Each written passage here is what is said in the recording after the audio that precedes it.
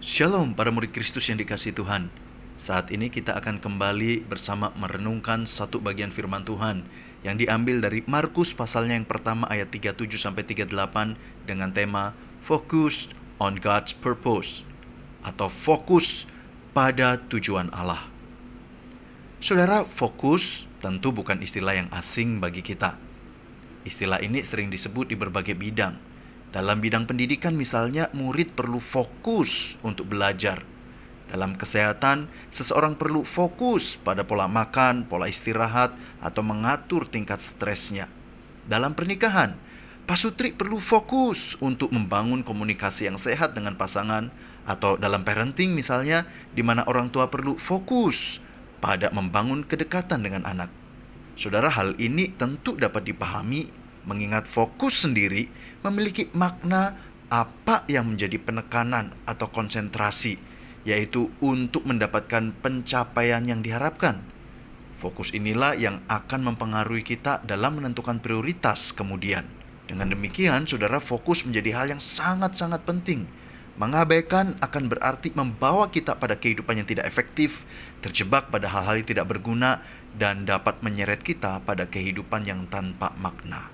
Nah, sekarang saudara, kita akan membicarakan tentang apa yang seharusnya menjadi fokus kita sebagai orang Kristen.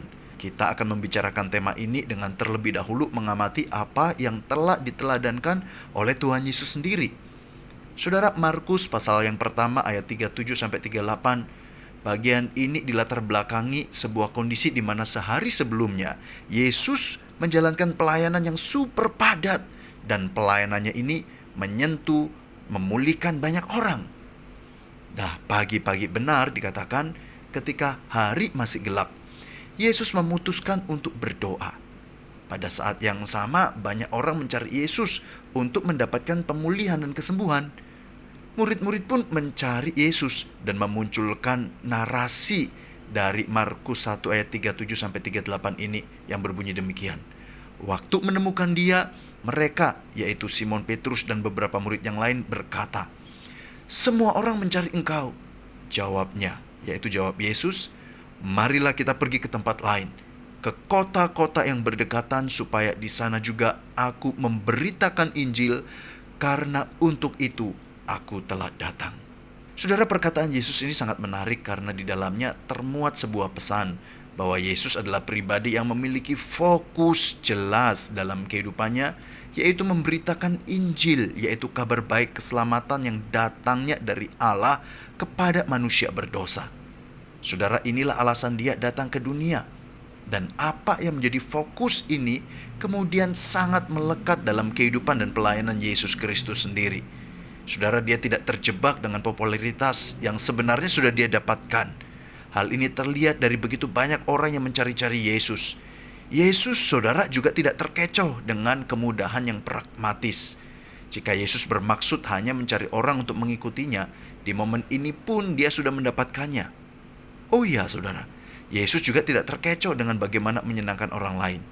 Dalam catatan Injil, kita menemui banyak momen Yesus ditolak, bukan? Tantangan demi tantangan pun dihadapi oleh Yesus. Klimaksnya adalah Yesus ada di atas kayu salib. Tetapi fokus pada kehendak Bapanya supaya ia menyatakan Injil kepada dunia, kepada manusia berdosa, justru kemudian membuat dirinya berhasil. Saudara, kita pun sebagai orang Kristen juga dipanggil untuk memiliki fokus yang sama sebenarnya. Kita mendapatkan anugerah keselamatan, yaitu kehidupan kekal bersama Allah ketika kita percaya pada Yesus sebagai Tuhan dan Juru Selamat kita.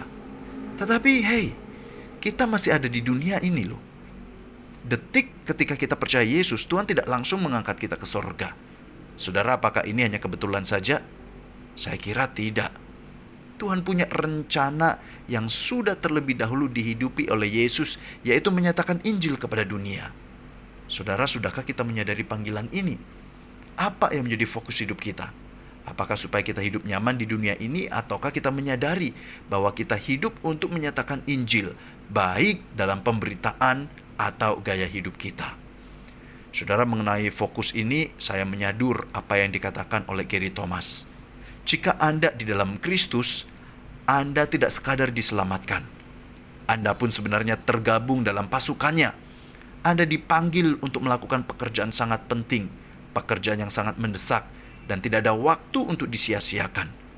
Seorang pemain football tidak akan khawatir memotong rumput di pagi hari menjelang pertandingannya. Seorang pengantin tidak akan mengacaukan pernikahannya demi menonton sebuah tayangan drama Korea. Seorang pemadam kebakaran tidak menghabiskan roti isinya ketika sebuah gedung terbakar api. Mengapa? Mereka semua punya perkara mendesak untuk diselesaikan, dan inilah yang menjadi fokus mereka. Saudara, apa yang menjadi fokus kita? Tujuan Allah yaitu supaya kita efektif menyatakan Injil bagi dunia, dan segala apa yang kita pikirkan, katakan, lakukan berpusat pada fokus ini.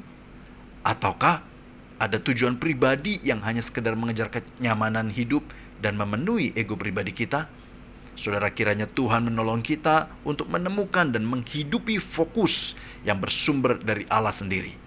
Salam fokus untuk hidup secara khusus bagi Yesus yang adalah Sang Penebus. God bless you all.